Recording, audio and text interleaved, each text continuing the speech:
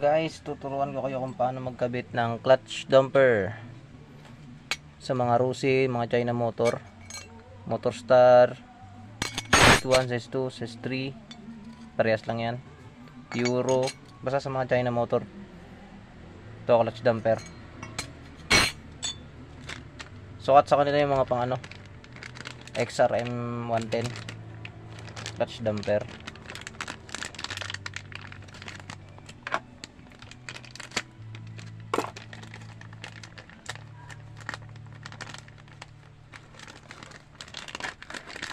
Ayan.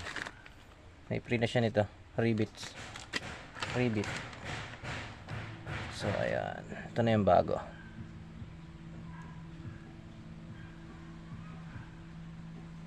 Ayan, dito yung nakalagay. Tapos dito. Ayan. Pinapalitan to kapag katunog helicopter na yung motor. Sorry kasi yung ingay ng motor eh. Ayan, hanginan muna natin para malinis.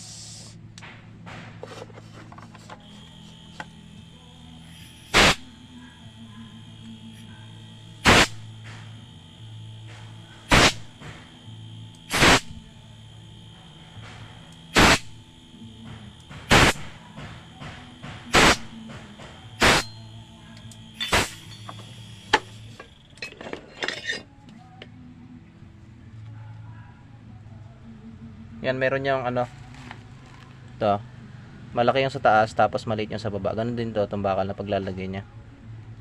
Yan. Yan. Bali, ganyan nyo lang siya ikakabit. Kasi pag nagbaliktad yan, hindi ka siya. Kaya, yan.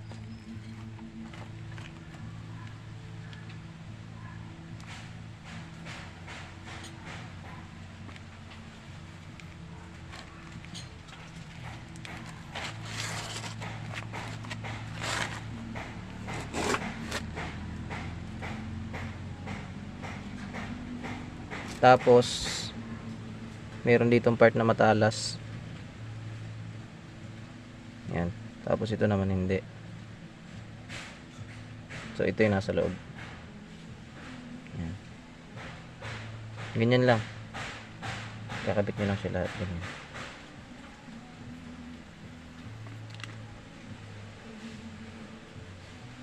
Yan. Basic. Tapos tsaka natin siya ilalagay dito.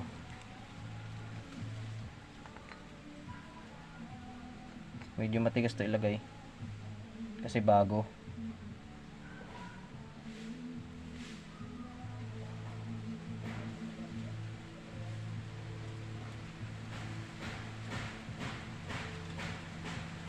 Yan. Sinukat ko lang guys kung sakto. Lalagyan pa natin to ng langis para medyo madulas.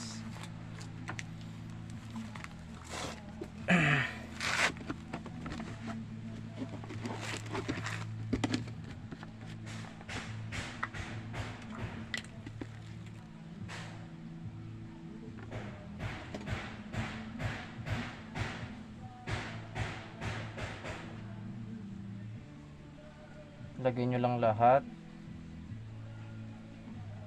Yan.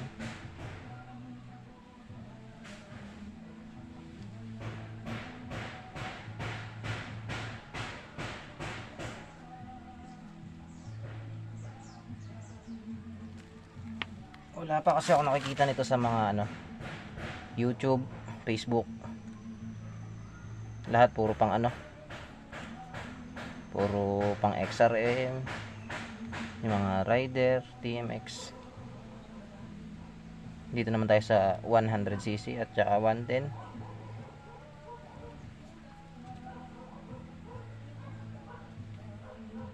Marami kasi naghahanap nito video patungkol dito sa mga ganitong klaseng clutch damper.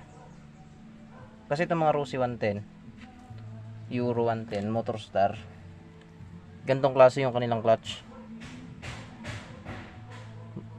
housing at saka clutch lining ganito. Tapos yung primary, yan, nakaganyan yan. iisa na. Single clutch tinatawag. Subukan natin kung kaya. Siguro mas maganda nito isa-isa.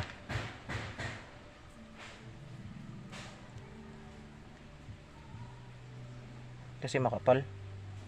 Kapag sabay-sabay mahirap.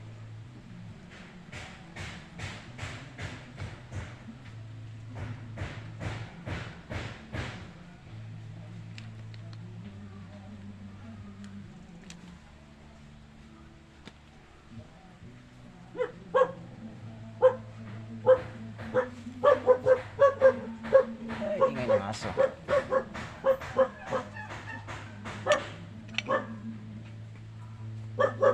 Kujop!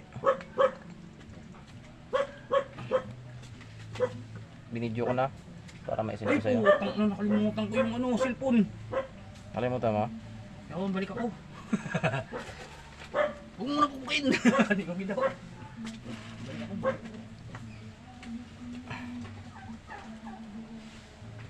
Nakapal. Iba talaga pag bago. Kasi kaya pinalitan ko dun to. Kasi kalog na siya. Ayun o. Yung dati nito maluwag.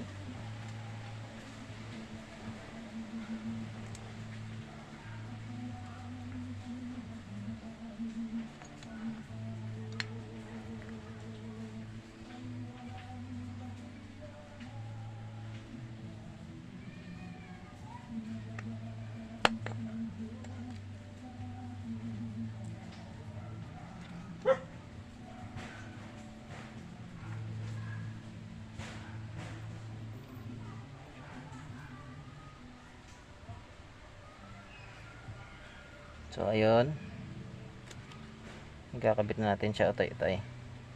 Kasi pag sabay-sabay medyo mahirap nga. Sumasabit yung ibang goma.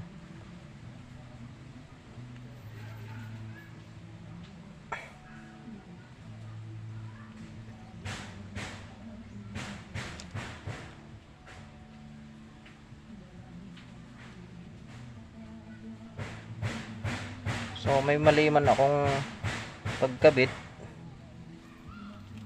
Sa mga nanonood, pakisabi na lang, comment nyo na lang dyan kung may mali man.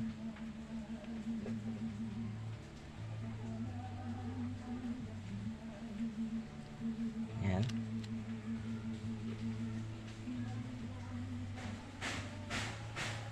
Dapat bago nyo siya ilagay, malinis na. Kasi pag ikakabit nyo ng madumi ito, diba? Pangit naman. So ayan, hindi na siya makakalog, hindi pa nakakabit. Yan, ganito yung itsura niya.